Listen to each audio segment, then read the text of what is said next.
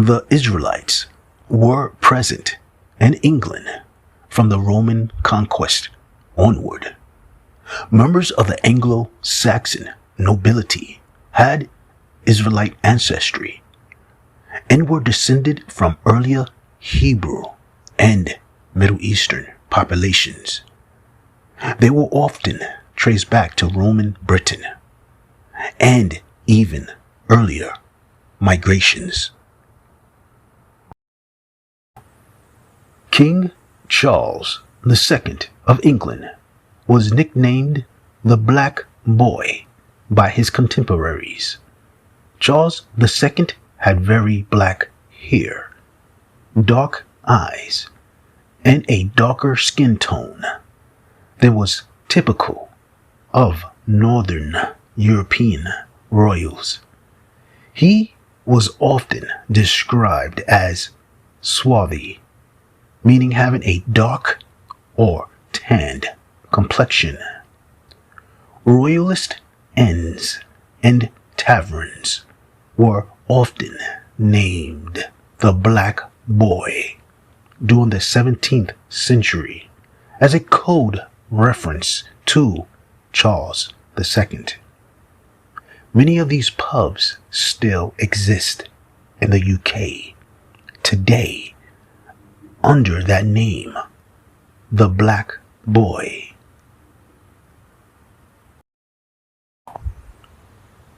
Prince Rupert of the Rhine. Prince Rupert have been described as having a sallow or otherwise dark and swarthy complexion and dark hair that made him look like a gypsy prince.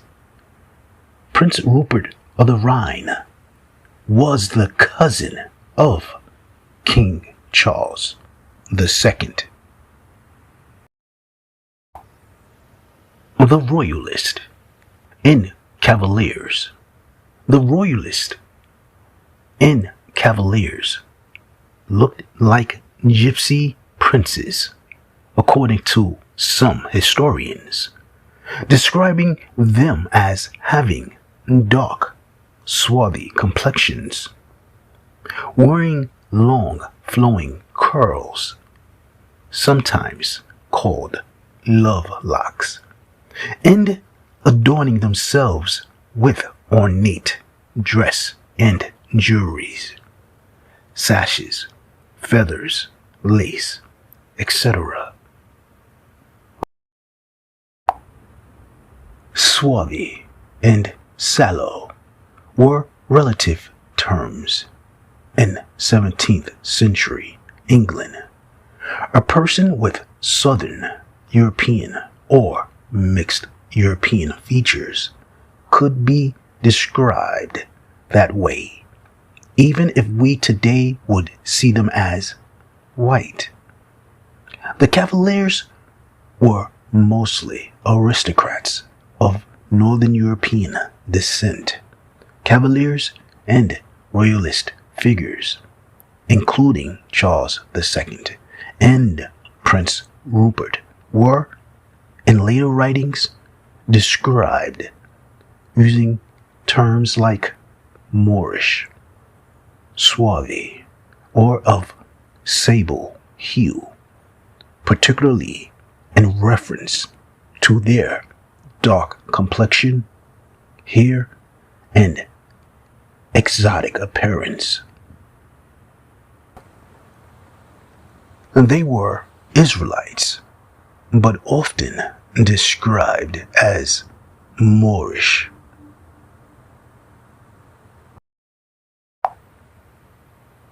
The book of Isaiah, chapter 29, verse 23, NIV. Therefore, this is what the Lord, who redeemed Abraham, says to the descendants of Jacob. No longer will Jacob be ashamed. No longer will their faces grow pale.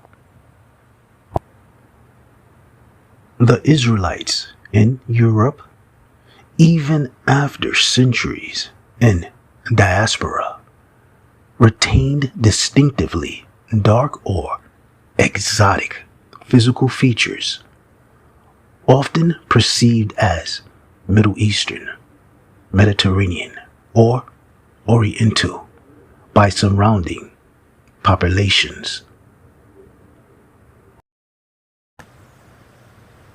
The Moorish kings of Britain, Israel, and medieval Europe.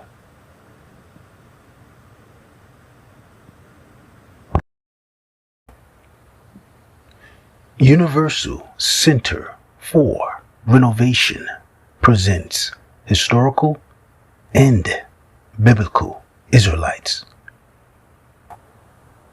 This video is strictly for educational purposes and commentary. This video is of biblical and secular historical literature, so enjoy.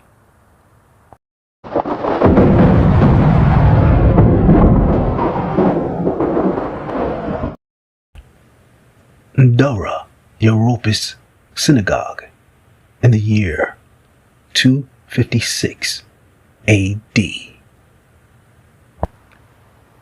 The Dura Europos Synagogue is one of the most important archaeological discoveries in Israelite history, and it offers incredible insight into Israelite life, art, and cultural identity in the Roman Empire.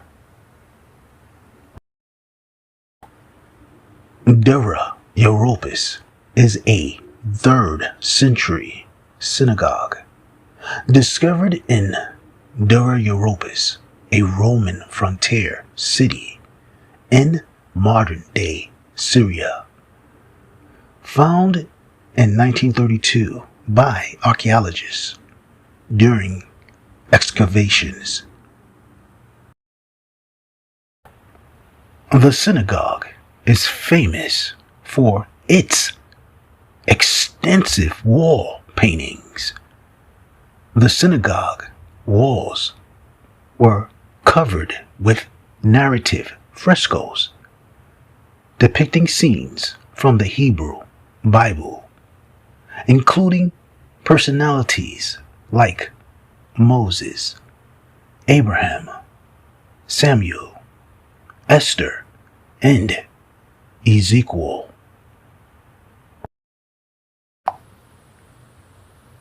The Dura Europos paintings portray biblical heroes with authority, power, and dignity, affirming a strong Israelite identity within a multicultural empire, the Roman Empire. Using artificial intelligence, AI, to analyze and reconstruct the imagery from the Dura Europos Synagogue, it can offer new insights into ancient Israelite art, symbolism, and cultural identity. This is an image of what artificial intelligence, AI, reconstructed from the data from the Dura Europos Synagogue. Bronze and brown skin tone Jews, Israelites with woolly and wavy hair.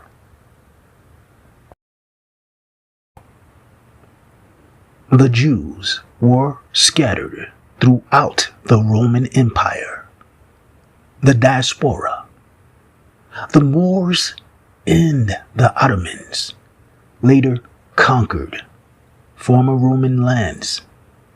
In the year 711, Muslim forces largely Berbers and Arabs from North Africa, called Moors, invaded Visigothic Spain, which was formerly a Roman province. The Ottoman Empire rose in Anatolia, Turkey, a former Roman region called Asia Minor, and expanded across the Balkans, Greece, Serbia, Bulgaria. These were also formerly Roman provinces. The Levant and Egypt, once part of Rome's eastern provinces, which included North Africa and parts of Arabia. The Moors and Ottomans inherited and ruled over territories that had once been under Roman control.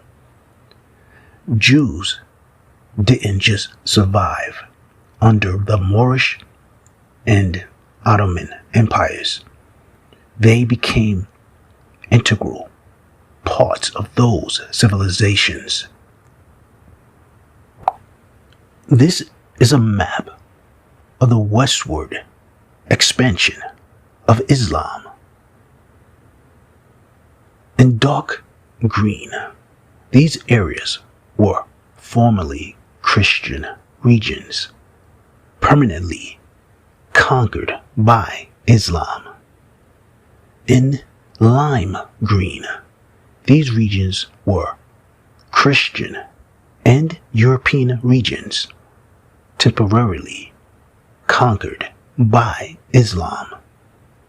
In pale green, these regions were Christian, European regions raided by Islam. In the areas with cross swords, these were sites of 8 landmark battles and sieges.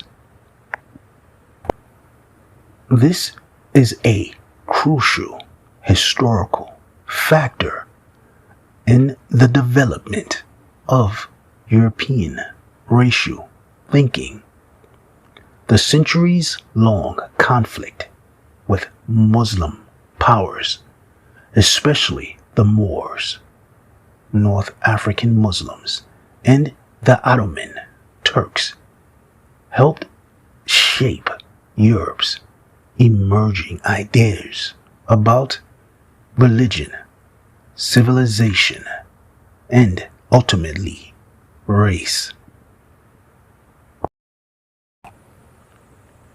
The Moorish expansion in the West from the years 711 to 1492.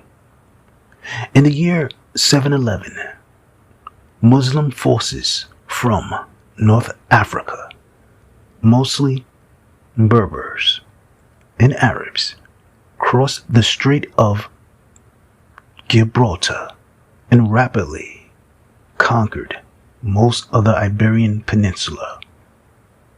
They established Al-Andalus, a Muslim-ruled territory in what is now Spain and Portugal.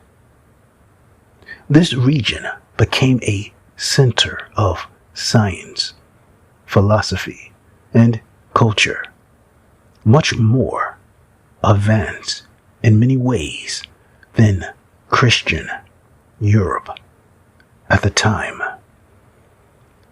The Battle of Tours in the year 732. Charles Martel, grandfather of Charlemagne, defeats the Muslim army near Tours, France. This is mythologized as the moment Europe stopped Islam from overtaking the West. The battle is often later reframed in European memory as the defense of Christian Europe against an Islamic, African, and Semitic or Shemitic threat. The cultural impact: the Moors, though culturally sophisticated, became the dark other. Politically, religiously, and racially. Opposite to emerging Christian Europe.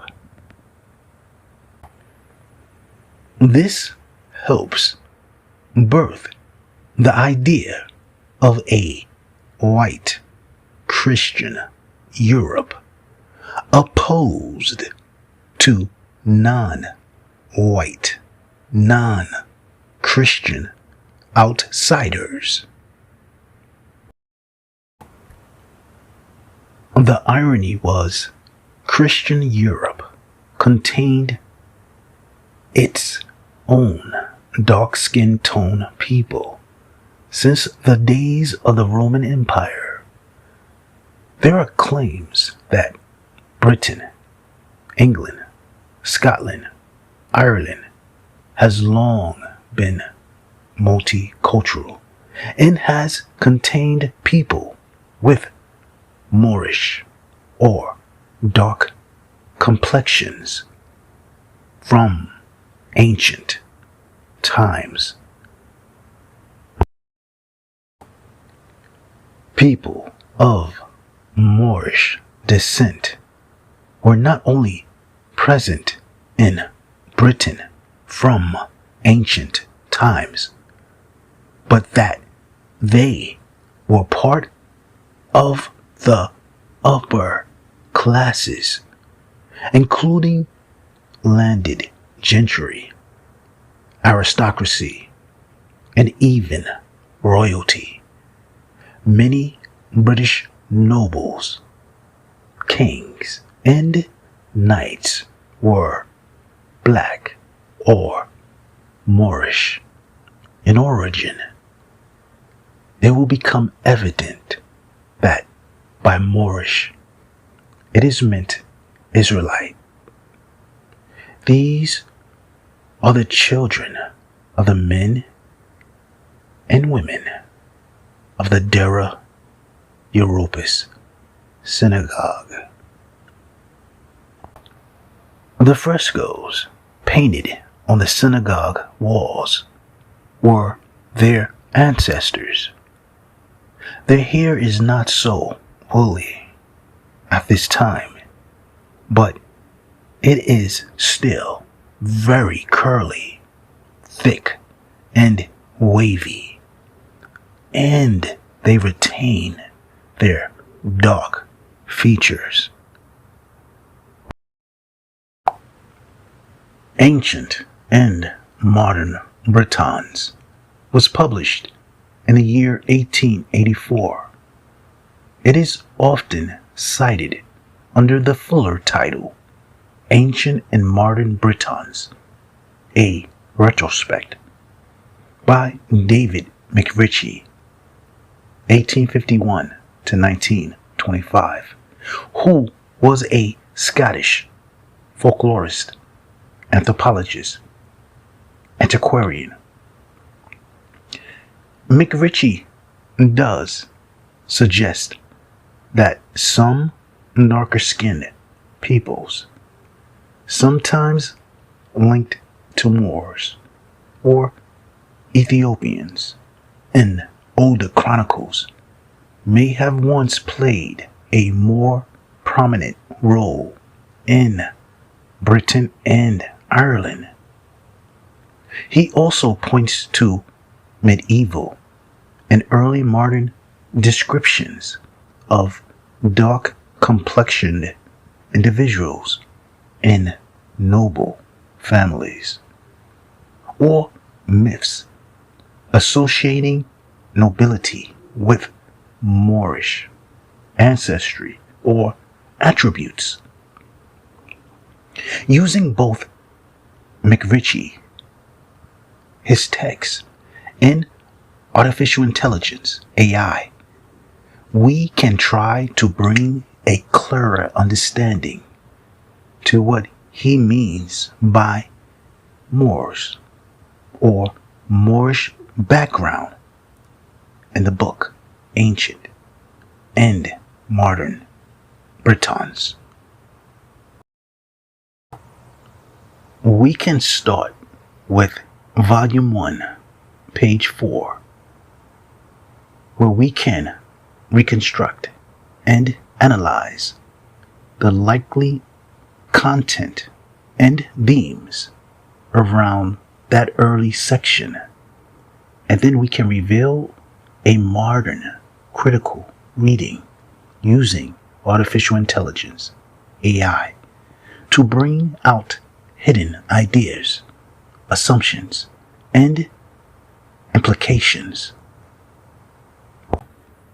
This page number 4, from Ancient and Modern Britons in the year 1884 by David McRitchie, is one of the key early texts challenging mainstream racial history in 19th century Britain.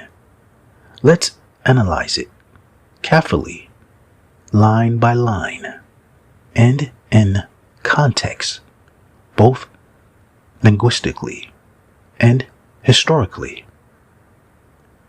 The context: McRitchie was writing during the height of Victorian, Queen Victoria era racial theory, when most European scholars insisted that white Aryan ancestry was pure and continuous. However, McRitchie argued that Britons were not originally white in the modern sense, but rather dark-complexioned peoples related to the tattooed races of earlier times. The tattooed races were called the Picts, or painted people, because of their practice of body painting and tattooing.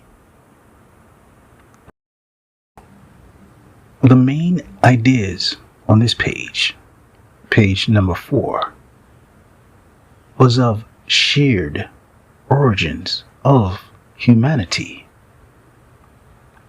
There can be no reasonable explanation of the community of such an unnatural custom as tattooing, except this one, that the races amongst whom it was and is in use have derived it from a common original.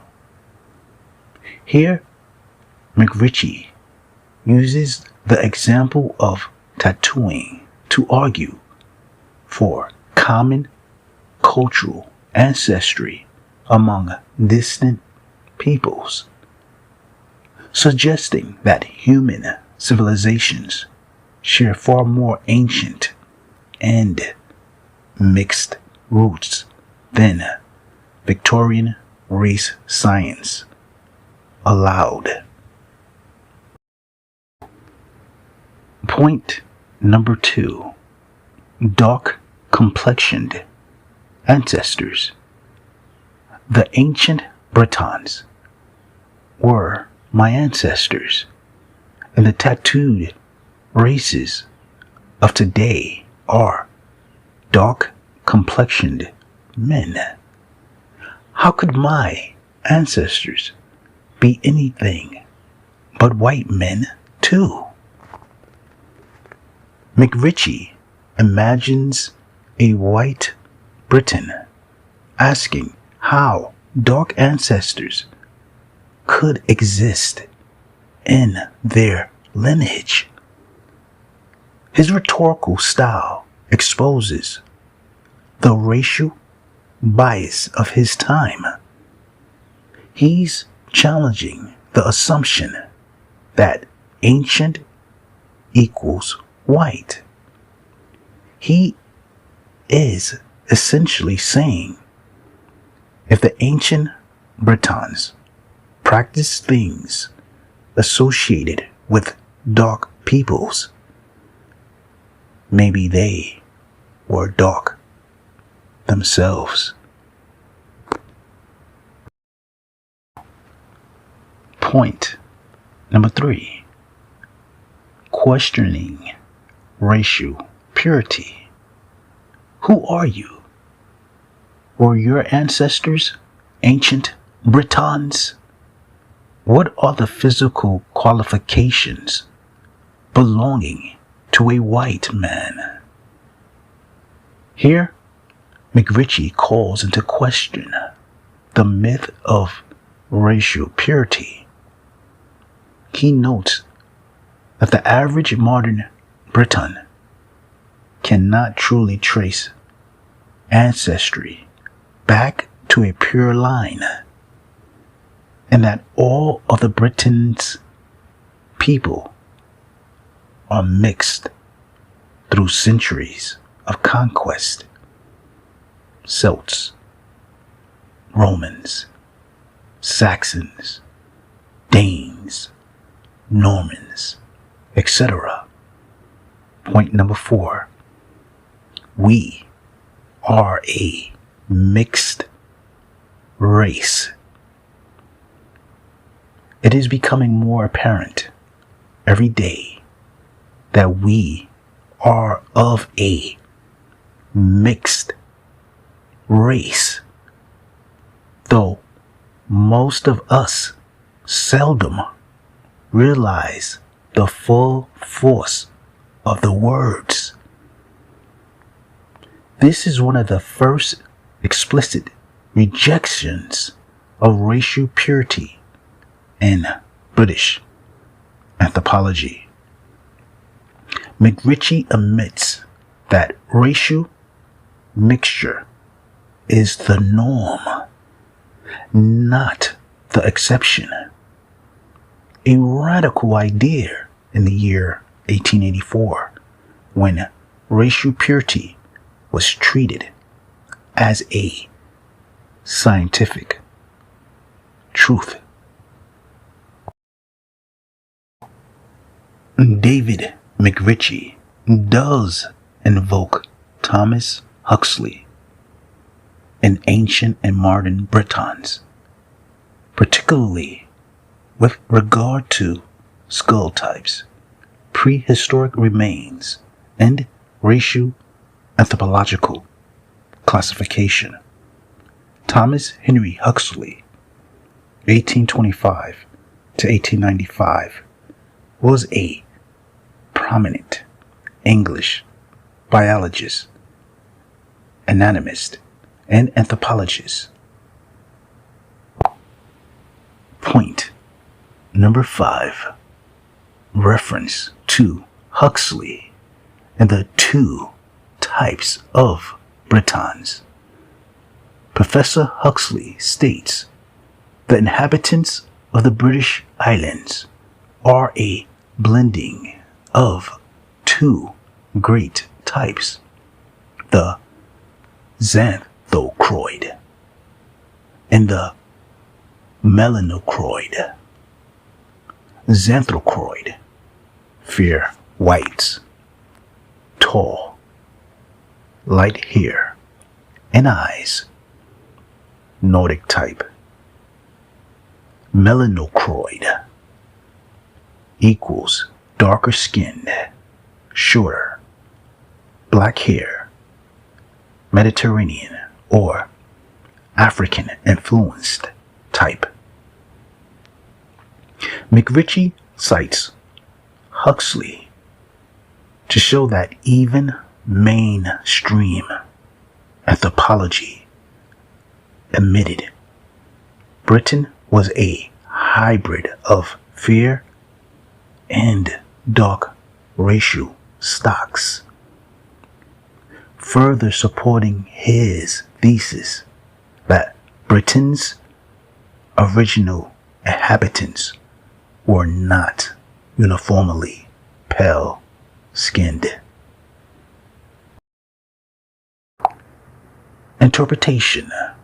This page represents an earlier challenge to Eurocentric racial hierarchies.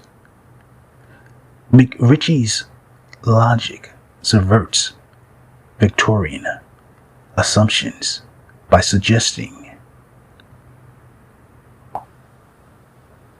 the Victorian era, 1837 to 1901, was a period of significant transformation in Britain under the reign of Queen Victoria, and it deeply shaped the social, political, intellectual, and scientific context in which people like David McRitchie and T.H. Huxley wrote. It was a golden age for science, with figures like Charles Darwin, evolution, James Clerk Maxwell, physics, and T.H. Huxley, anatomy and evolution.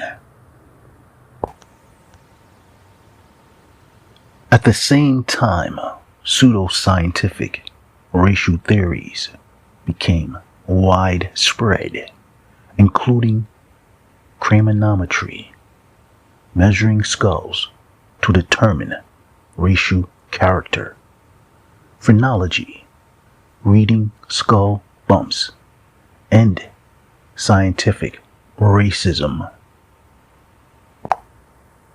This page, number 4, represents an early challenge to Eurocentric racial hierarchies.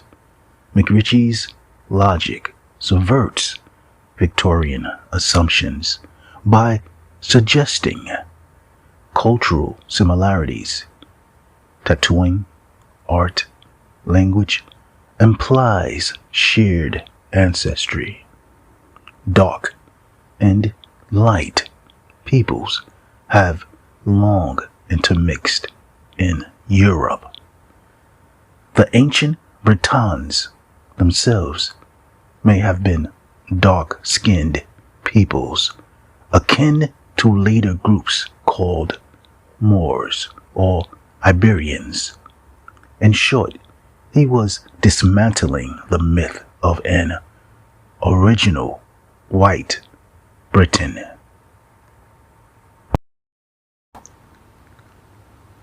Excellent. This page, page number 5, from Ancient and Modern Britons, continues directly from the previous discussion. Here, David McRitchie expands on Thomas Huxley's anthropological division of the peoples of Britain and Europe into two major racial types, the xanthrochoid, fair whites, and the melanochroid, dark whites, and then draws wider connections between them and non-European peoples. Let's unpack this page carefully. Number 1, section title, Fair Whites and Dark Whites. The title itself signals a challenge to rigid racial boundaries. McRitchie, following Huxley, is showing that even within Europe, whiteness was not uniform. There were light, and dark varieties of so-called white people, both physically and ancestrally mixed.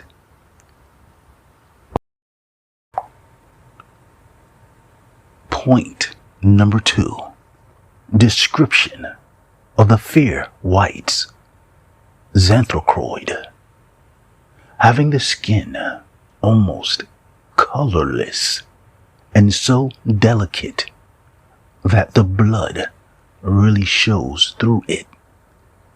The eyes are blue or gray, the hair light, ranging from straw color to red or chestnut.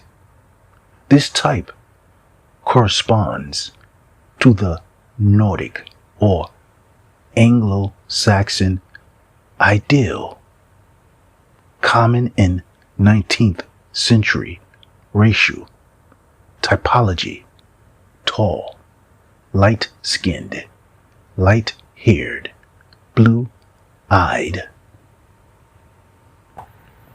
McRitchie notes variability even within this group, however, implying it's not pure or static.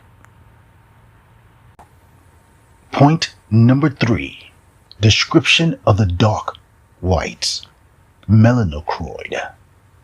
Under its best form, this type is exhibited by many Irishmen, Welshmen, and Britons, by Spaniards, South Italians, Greeks, Armenians, Arabs, and high caste Brahmins.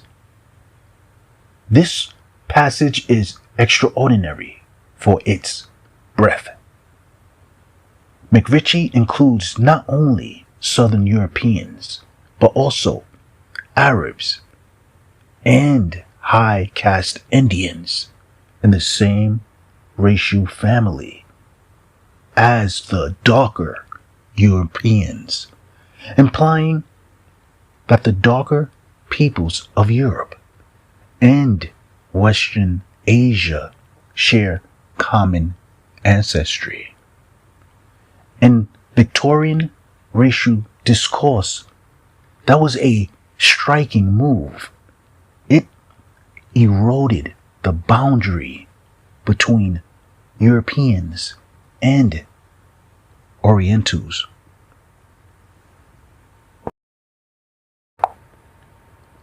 Point number 4.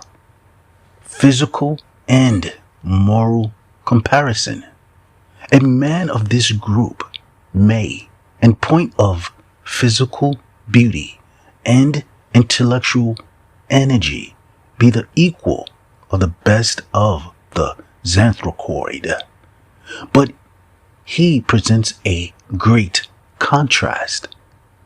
McRitchie repeats Huxley's attempt to treat both groups as biologically distinct but complementary, not hierarchically superior or inferior. Still, the language reflects 19th century racial ideas: olive or less brown hue, black hair, eyes of a like hue, the make of the frame lighter. Yet his tone is descriptive, not moralizing, which is unusual for the era. The darker skin tone Britons, in McRitchie's point of view, are not inferior. Point number 5. Mixture and intermediate types. I am much disposed to think that the Melanochroid are the result of an intermixture between the xanthrochoid and the astroloids. Here, McRitchie introduces astroloids, a term used in Victorian anthropology for the dark-skinned, curly-haired peoples of South Asia, Oceania, and Northeast Africa. He's suggesting that even the dark whites of Europe might descend partly from such populations. Another subtle blow against the myth of a racially pure Europe. Point number 6. The astroloid connection. The natives of India, of the inhabitants of Middle and Upper Egypt, indeed, that is occupied by the descendants of the ancient Egyptians. This is key. McRitchie, citing Huxley, links the Egyptians, and thus African peoples, with the ancestral background of the darker Europeans.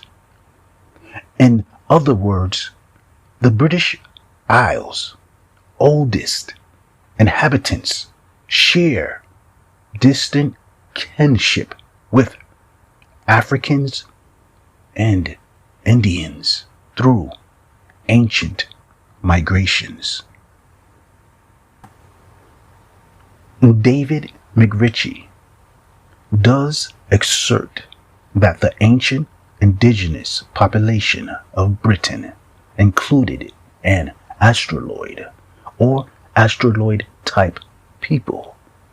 These are the sons of Japhet of the Bible. McRitchie believed that the Aboriginal or pre-Celtic inhabitants of Britain had features he associated with what 19th century anthropology called the astroloid or astroloid negroid racial types. Point number 7. Here, eyes and skin. The color of the skin is some shade of chocolate brown. The eyes are very dark brown or black. The hair is usually raven black, fine and silky in texture. This physical description of the astroloid type undermines Victorian assumptions that such traits were alien to Europe. McRitchie implies that such traits persisted in certain Britons and Mediterranean peoples, again suggesting deep prehistoric African or Afro-Asiatic input. Point number 8. Summary of meaning. Page number 5 deepens McRitchie's argument that the British race is not purely white, but a blend of light and dark ancestral stocks. The darker streams connect Europe to Africa and Asia through ancient shared ancestry. The distinction between white and non-white is a social fiction and not a biological reality. This page essentially extends the scope of his critique.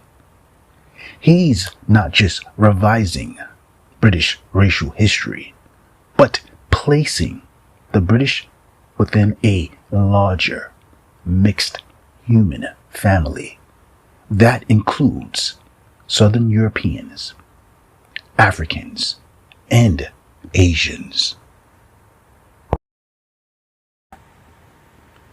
Let's trace how David McRitchie's discussion on pages number 4 and 5 develops later in ancient and modern Bretons, and how it ties to his broader thesis that many of the dark Bretons were descendants of Afro-Iberians, Moorish, and North African peoples who once occupied parts of Britain.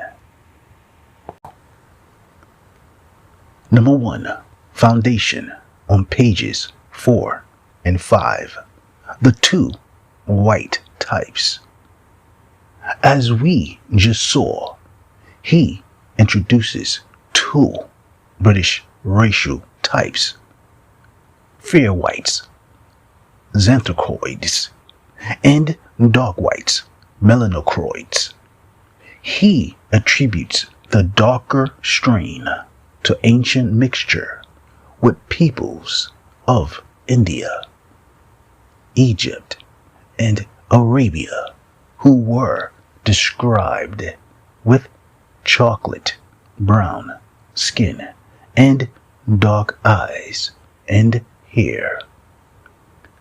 That already undermines the idea that the British Isles were ever purely Nordic.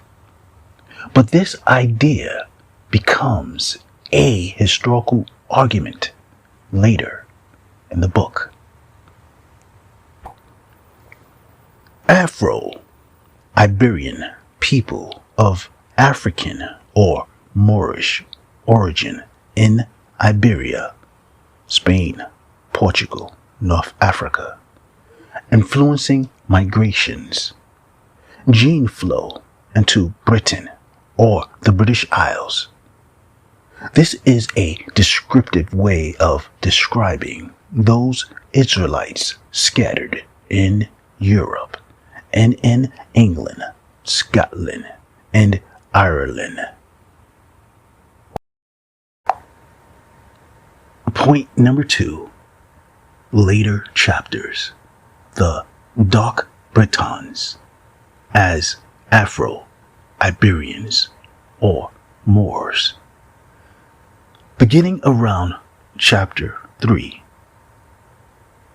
through 6, McRitchie begins to identify the melanocroid element in Britain with historic African and Iberian peoples. He draws heavily on archaeology, folklore, and early British chronicles. A. The Iberian connection. McRitchie argues that before the Celtic and Teutonic or German invasions, the British Isles were inhabited by Iberians, a people with dark skin, curly hair, and shorter stature, who had migrated from North Africa through Spain into Britain. He treats these Iberians as the same racial stratum Huxley called melanocroid or Australoid mixed.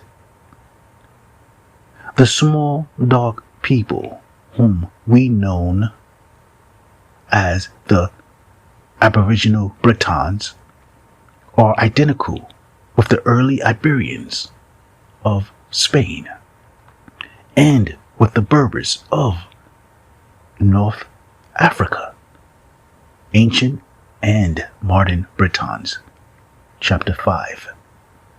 This links the earliest layer of the British population to Afro-Mediterranean peoples, not to Northern Europeans.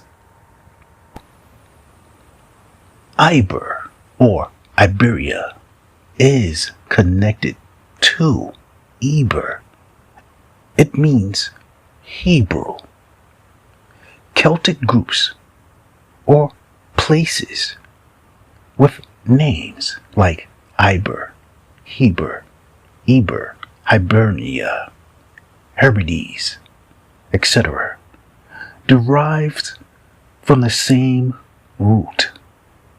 These dark Britons were Israelites.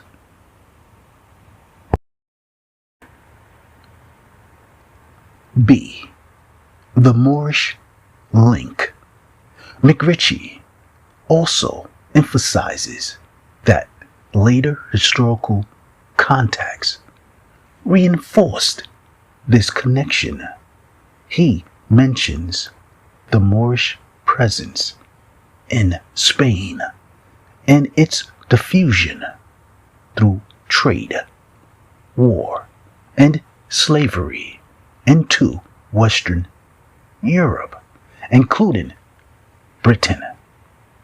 He describes how dark-skinned groups in Scottish folklore, such as Black Danes, Black Scots, or Black Moors, were likely remnants or descendants of these peoples.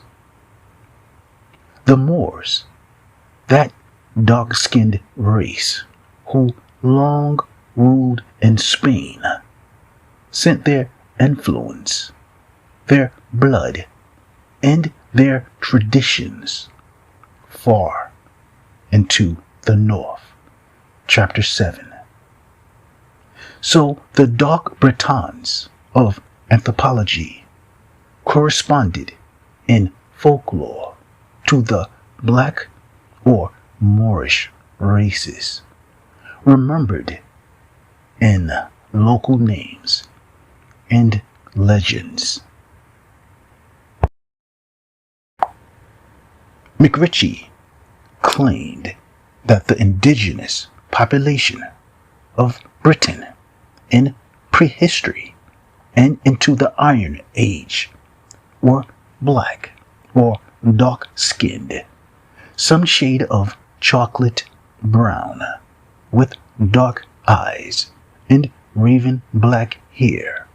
He distinguished two population types by the time of Julius Caesar and Tacitus, the Roman historian: a fair-skinned, fair-haired, blue-eyed, white type, Xanthrochoi, and a dark type, shorter in stature, often swarthy or very dark as an Ethiopian.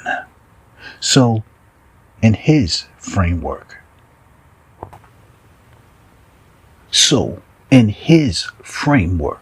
there were people whose complexion and features would be darker, but not always obviously so, who over time were passing into what was regarded as white, or at least becoming integrated, intermarrying, and diluting the extreme darker traits. McRitchie suggests that by the Middle Ages, the darker Aboriginal stock was much reduced in numbers, but still present.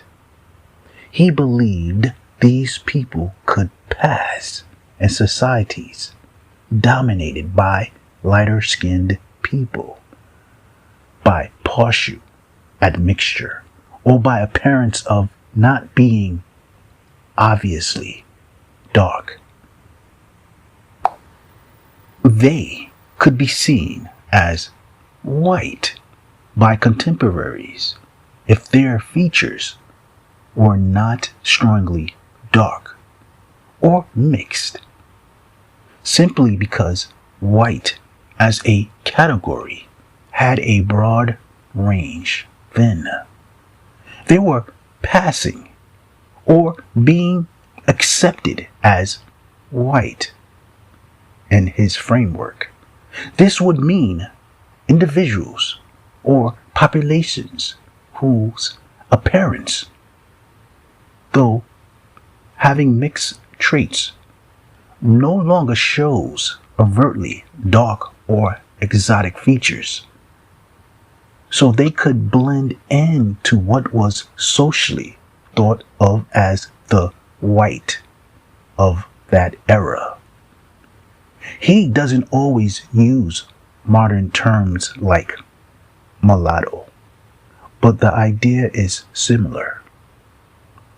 Intermediate traits or darker traits softened by admixture.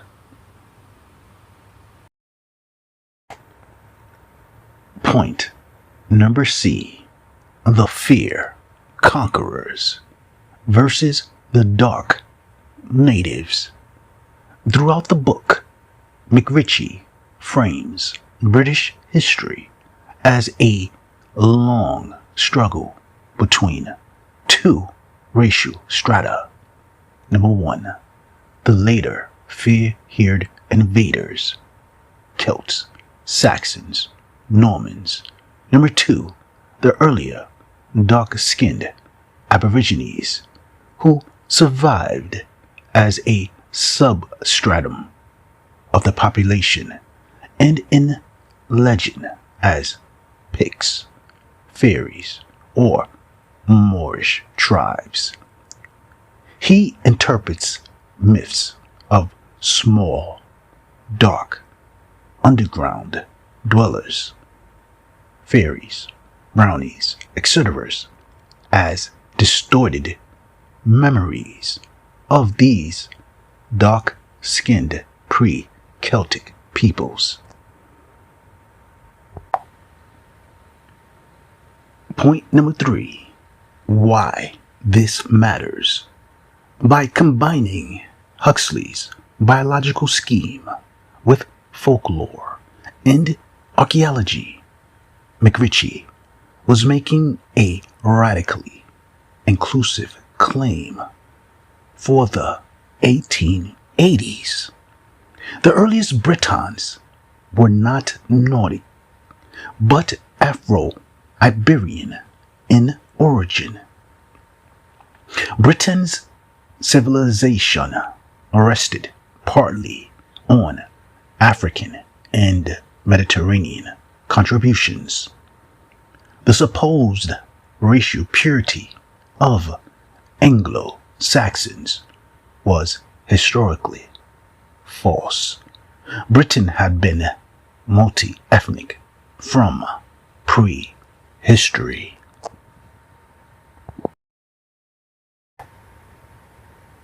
Point number 4.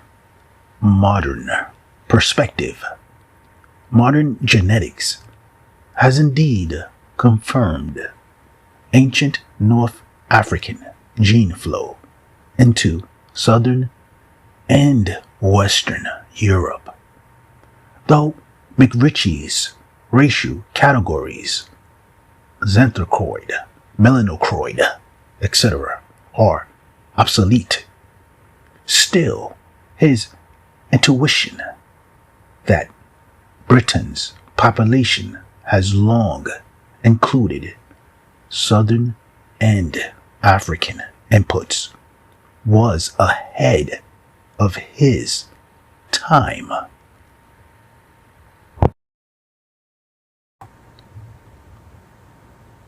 I made a comment to the artificial intelligence, AI, about the description of Charles II, King of England, in the book Ancient and Modern Britons.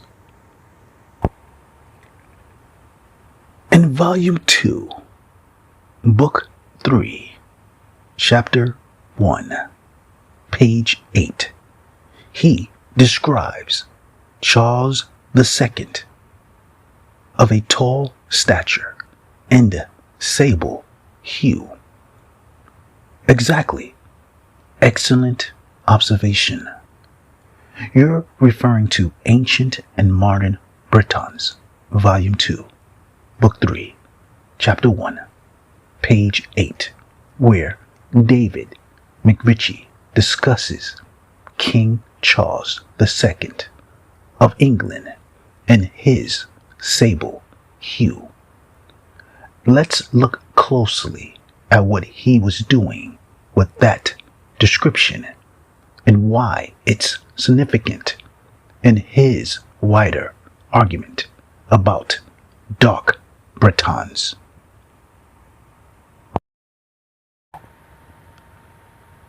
Number 1. The passage and its meaning. On page number 8, McRitchie writes, paraphrased, Charles II of a tall stature and sable hue was in truth a representative of the ancient Britons, the dark race, the mixed race that had ever held its place in these islands. He is not simply noting that Charles II had a darker complexion.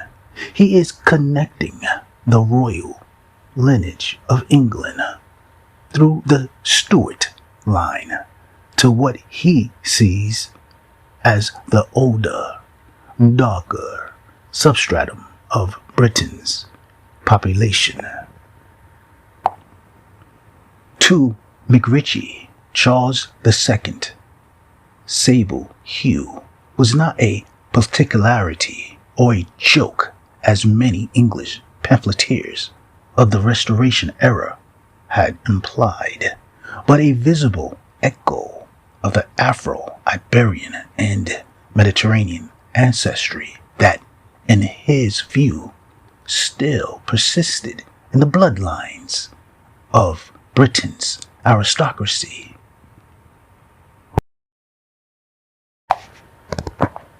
Charles II as symbol of the dark Briton.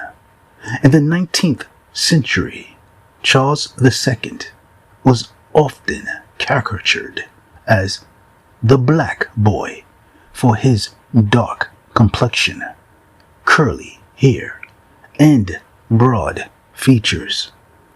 McRitchie reclaims that description, treating it not as mockery, but as anthropological evidence, proof that even the royal family bore traces of Britain's ancient dark racial element.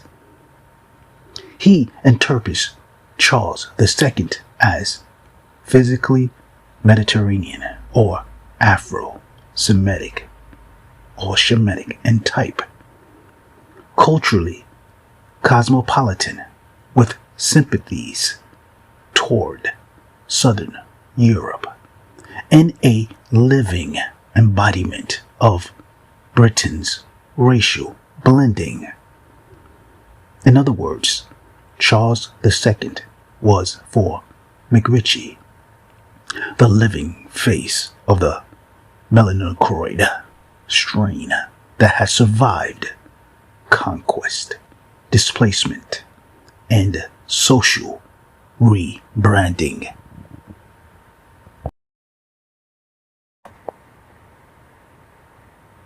Number 3, connection to earlier chapters and to volume number 1. By the time he reaches this section in volume 2, McRitchie has already spent hundreds of pages arguing that the dark races of Britain, short, curly-haired, brown-skinned peoples, were the true Aboriginals. Their descendants remained among the peasantry, particularly in Wales, Cornwall, Western Scotland, and Ireland.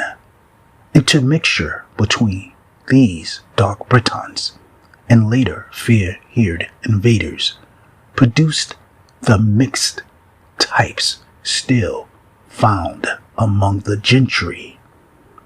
Thus, by presenting Charles II and occasionally other royal figures like James II or Prince Rupert as physically dark, he is showing that even at the highest social levels, Britain was never racially pure. The aristocracy itself contained the same Africanized heritage that existed in the common people.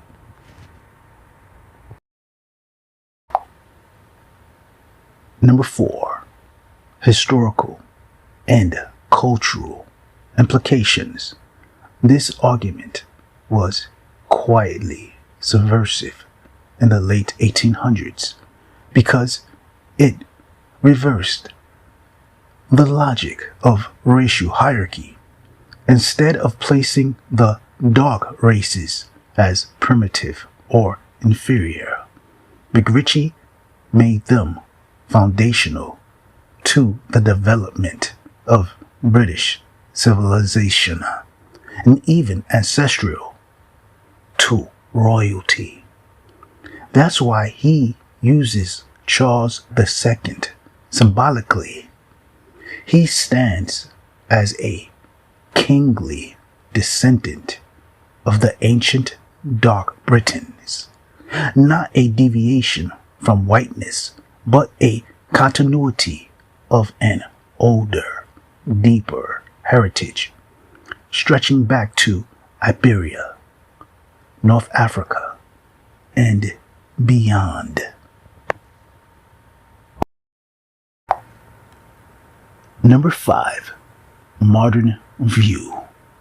Modern historians recognize that Charles II, darker complexion, likely came from his mixed Mediterranean and French ancestry through the Stuart and Bourbon lines.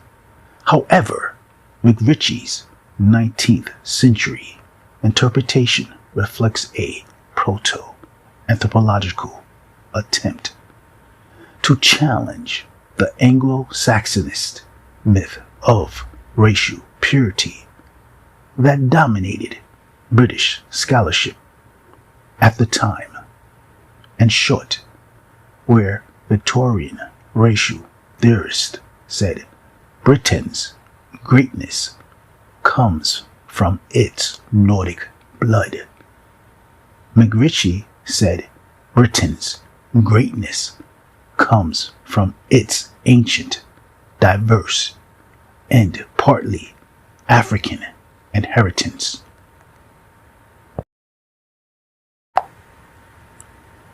I also made a comment about the Royalists and the Cavaliers, the elite who fought for the king in the English Civil War.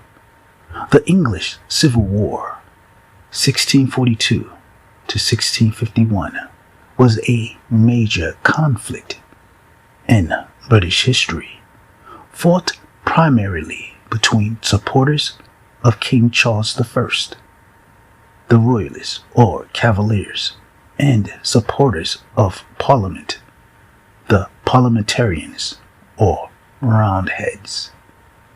While one group of people of color was being enslaved and shipped to the Americas, another group, also non-white or people of mixed heritage, British people, may have been already participating in or resisting political power struggles in Britain, including the English Civil War. During the time of the English Civil War, 1642 to 1651, the transatlantic slave trade was already in full motion. Enslaved Israelites were being captured, sold, and transported to English colonies in the Caribbean and North America. Major English slave trading ventures were active, like the Royal African Company, chartered later in the year 1660, but with earlier involvement from English merchants even before that. Sugar plantations, tobacco farms, and other cash crop economies were built on Israelite slave labor. This is where the ideas of David McRitchie and other 19th century writers come in, proposing that earlier British populations, for example, the Moors and the other dark Bretons, had Israelite or Afro-Iberian roots, and that their descendants were still present in Britain's population, even in positions of power and visibility. My question about the dark types. He also said this type could be found among the Cavaliers and Royalists on the same page. Exactly. That's a crucial point in understanding what David McRitchie was really arguing. You're referring to that same section in Ancient and Modern Britons, Volume 2, Book 3, Chapter 1, page 8, where he writes that the dark type seen in Charles II was also common among the Cavaliers and Royalists, the King's loyal supporters during the English Civil War, 1642 to 1651. Let's unpack that carefully.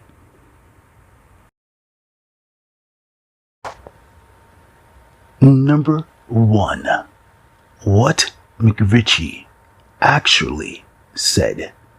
In that passage, McRitchie describes the Cavalier and Royalist Party contained not a few of the dark, tall, and shapely race, men of the King's own blood, and whose features and bearing could be traced the same sable hue and southern type. He's using the physical features of the Cavaliers: dark hair, dark eyes, olive or brown complexions as anthropological evidence. To him, these traits are not just aesthetic differences, but ancestral clues pointing to a southern or Afro-Mediterranean origin embedded within Britain's upper classes. Number 2. What he meant by the dark type. McRitchie, following 19th century ethnological vocabulary, divides Britons into xanthochoric, fair whites, tall, blonde, light-eyed, Teutonic or German type, melanochroic, dark whites, brown skin, dark-haired Southern or Afro-Iberian type. He sees the Melanochroic strain as older, descended from pre-Celtic or pre-Aryan Bretons, culturally refined, artistic, passionate, connected historically to Iberia, North Africa, and the Mediterranean.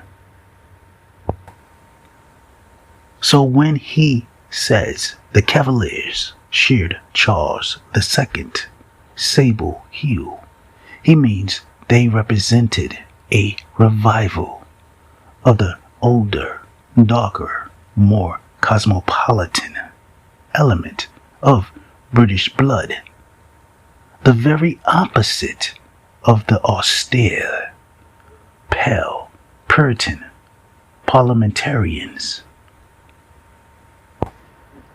The parliamentarians were one of the two major factions during the English Civil War, 1642 to 1651. They opposed King Charles I and supported the authority of Parliament over the monarchy.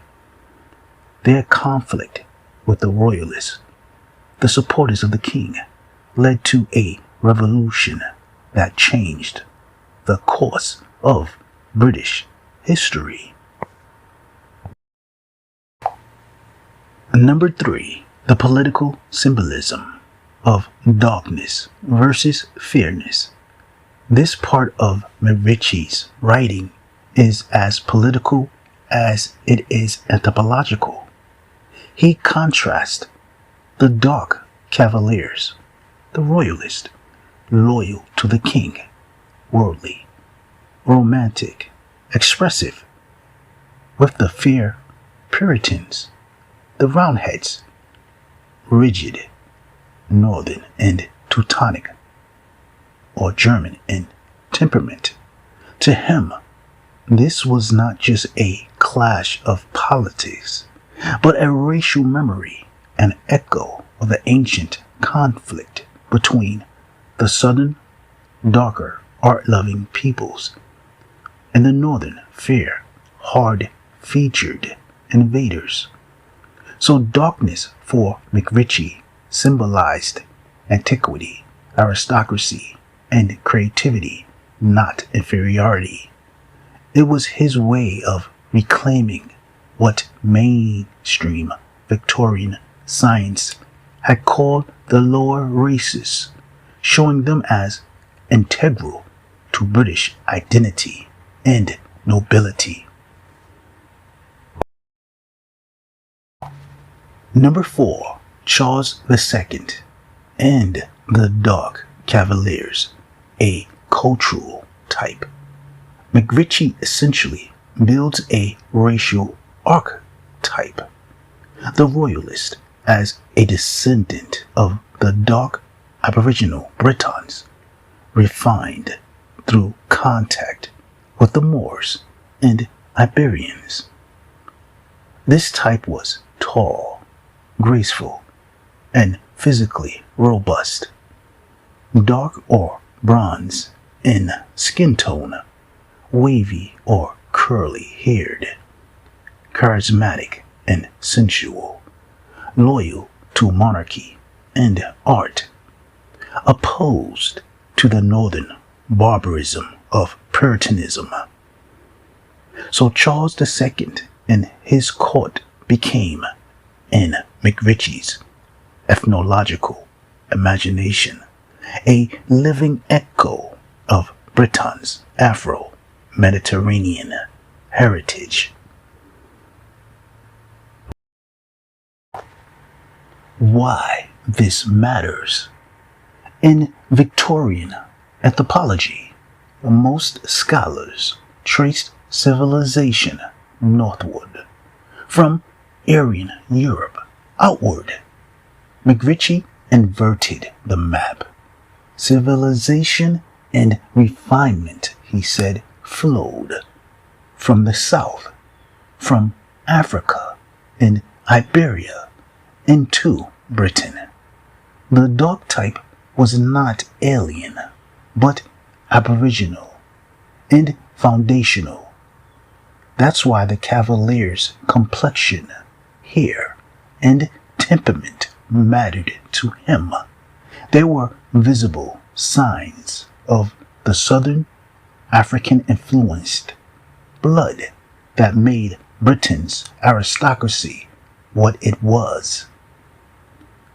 Would you like me to show how, in the following pages, McRitchie traces this same dark Cavalier strain further back, linking it to the ancient Iberians and Moors of Spain, and even suggesting they were the original builders of Britain's megalithic monuments? That's where his racial anthropology and historical mythology come fully together.